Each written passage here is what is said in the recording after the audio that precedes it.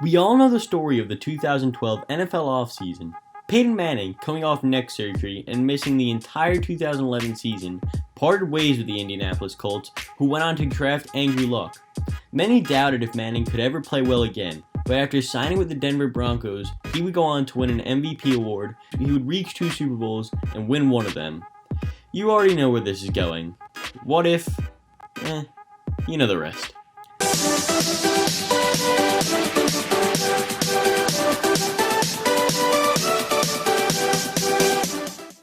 Before we begin, be sure to hit that subscribe button to see more what ifs and other videos like this. Also, be sure to hit the notification bell so you never miss a video. But let's get it started. Our alternate timeline begins in the 2012 NFL free agency. Peyton Manning no longer signs with the Denver Broncos. He instead goes to his second team, the Arizona Cardinals. The Cardinals had a great defense, and they had one of the best receivers of all time in Larry Fitzgerald.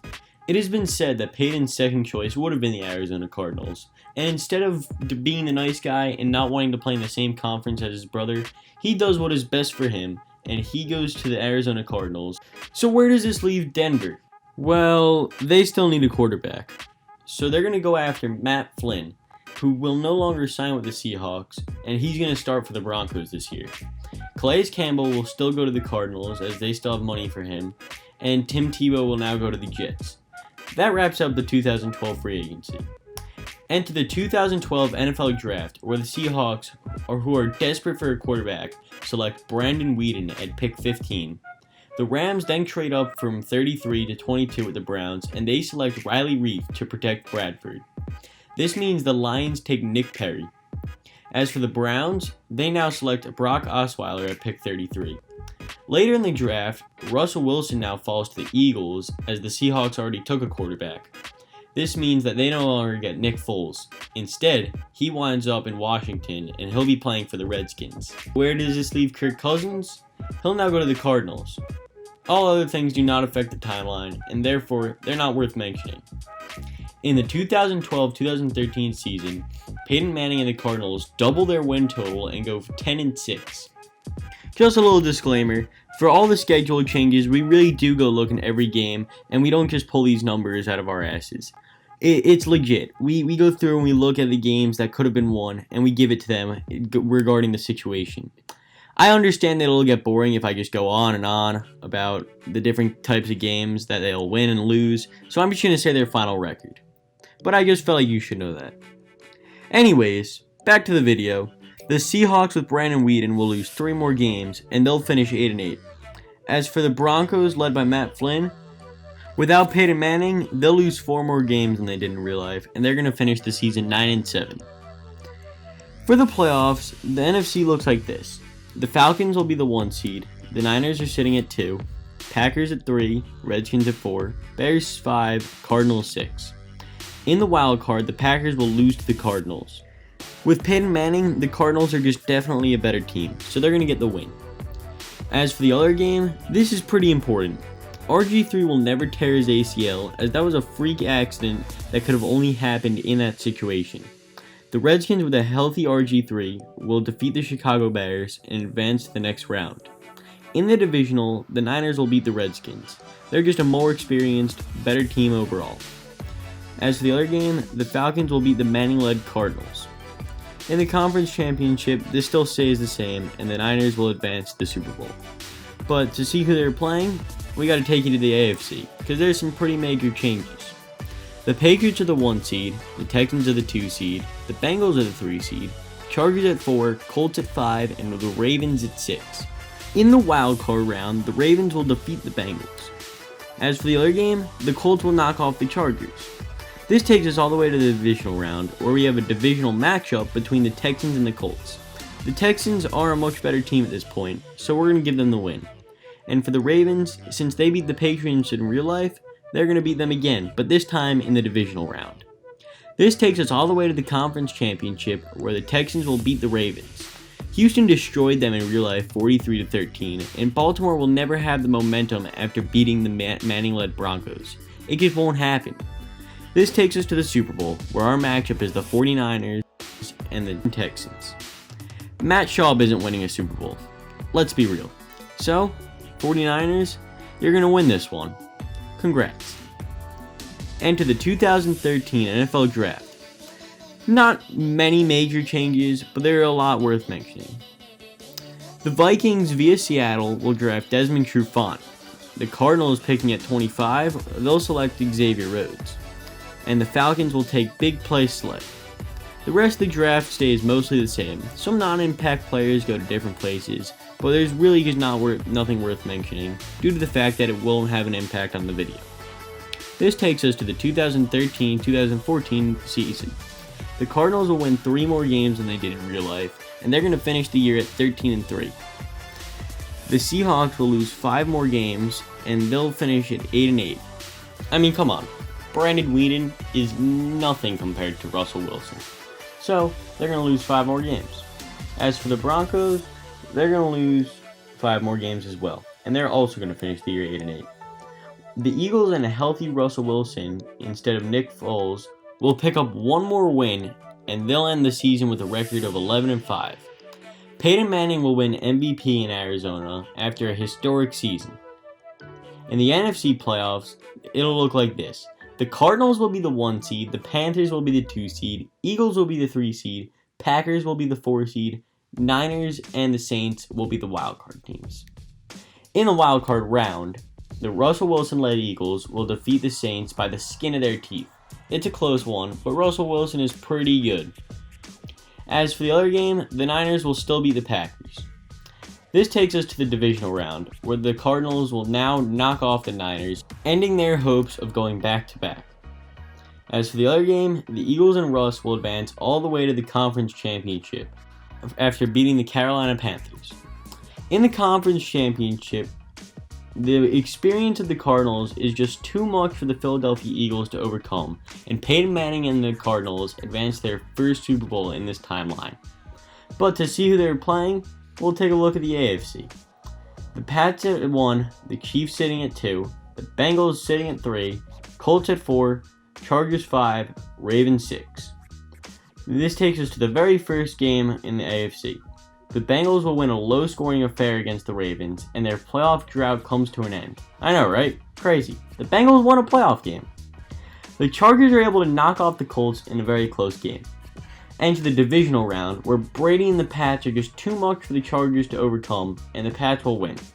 The Chiefs' defense will shut down Andy Dalton and AJ Green, as it was really good at this time, and they'll advance to Foxborough. However, the Chiefs are unable to win in Foxborough, and Brady and the Pats embarrass the Chiefs at home. And well, here we are. The moment NFL fans wanted so desperately. Peyton Manning versus Tom Brady in the Super Bowl. But more than just the Super Bowl is on the line. GOAT status is on the line. Can Peyton find similar success as Eli against Brady in the big game? Well, the answer to that, yes. The Pats were missing Gronk due to injury this year, and Brady didn't really have many weapons outside of that. Not to mention the fact that Manning beat Brady in the AFC Conference Championship in real life. So the Arizona Cardinals will capture their first Super Bowl, and Peyton Manning walks away with Super Bowl MVP. But they're not done. In the 2014 offseason, we have some notable changes. The Seahawks had a defense, so they felt like they could win now. So instead of waiting to draft a quarterback, they're going to go out and sign Michael Vick. Also, after spending an extra year with the Raiders, as there was no trade partner with him, due to the Cardinals having Manning, Carson Palmer eventually gets let go, and he's going to sign with the Texans. In the 2014 draft, there's a lot of changes, so I'm going to try and go slow. You can pause and rewind as much as you would like to stay with me. As the Broncos finished 8-8 and were desperate for a quarterback, as Matt Flynn wasn't cutting it, Elway likes a prototypical quarterback, so he wasn't going to take Manziel or Bridgewater. This means the Broncos select Derek Carr. The Redskins will now take Kyle Fuller, and the Bears select C.J. Mosley. As for the Ravens, they'll now get Dee Ford. What this means for the Chiefs is, well, they're going to take Kelvin Benjamin, as not one wide receiver caught a touchdown in the 2014 season. This was most definitely a need. The Panthers, they're going to take Marquise Lee. The Vikings still trade up, but this time with the Patriots. The Raiders still searching for a quarterback, they're going to select Jimmy Garoppolo. And since the Patriots are looking for a quarterback, they're going to have to wait a year now. There are a lot of other changes, but they're all irrelevant. So let's start up the next season. Starting with the NFC East, the Eagles are going to pick up 2 more wins, and they're going to win the division at 12-4. In the nation's capital, the Redskins will win 1 more game than they do in real life, and they're going to finish 5-11. As for the Giants, they're going to lose 2 more games, and they'll finish as well at 5-11. The Cowboys, they're going to lose 1 more game, and they're going to go 11-5, but they'll still make the playoffs. Taking things over to the NFC West, the Seahawks will lose 2 more games, and they're going to finish 10-6. As for the Cardinals with Peyton, they're going to win 2 more games, and now they're going to be sitting at 13-3. The rest of the NFC, that's going to stay the same. But for the AFC, the Broncos with a young Derek Carr instead of Peyton Manning will lose 5 more games, and they're going to finish 7-9. As for the Raiders, they'll lose 1 more game, and they'll go 2-14. The Chiefs, they'll win 1 more, and the Chargers will win 1 more, both over the Broncos, and they're both going to finish at 10-6. In the AFC South, the Texans will pick up wins with Palmer against the Cowboys and the Giants. He'll still tear his ACL in Week 11, and Ryan Fitzpatrick will step in to finish the year 11-5. The rest of that division will stay the same.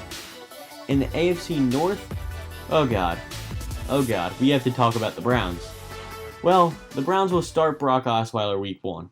The quarterback battle between Osweiler, Brian Hoyer, and Johnny Football turns into a shit show for the ages. Osweiler would start Week 1 and get benched at halftime for Hoyer. The Browns would still start off 7-4, and then they would collapse. Over the final few games, Hoyer would get benched for Manziel, who would then get benched for Osweiler, who would finally get benched again for Hoyer in Week 17. Oh, the Browns. The poor Browns. We'll start this time in the AFC. The Patriots will be the 1 seed, and the Steelers will be the 2 seed. They'll both have the byes. The Texans will play the Bengals in the wild card, and the Chiefs will play the Colts. The Texans will win ugly against the Bengals. Even though they have to start Ryan Fitzpatrick, the Bengals did not have A.J. Green, Marvin Jones, Tyler Eifert, and a few other important players due to injury. J.J. Watt's dominance would be enough to pull through. As for the Colts, they would win against the Chiefs. They won in real life in the 2013 playoffs, and this was Andrew Luck at his physical peak in 2014, so it's just hard to see them losing. The Chiefs don't have the weapons to keep up with them. The Patriots are still going to verse the Colts, but this time it's going to take place in the divisional round. Deflategate or not, the Patriots still won the game 45-7, so the Patriots are going to get the win here. As for the other game, the Steelers would have been able to beat the Texans led by Ryan Fitzpatrick. Fitzmagic just won't show up in this game.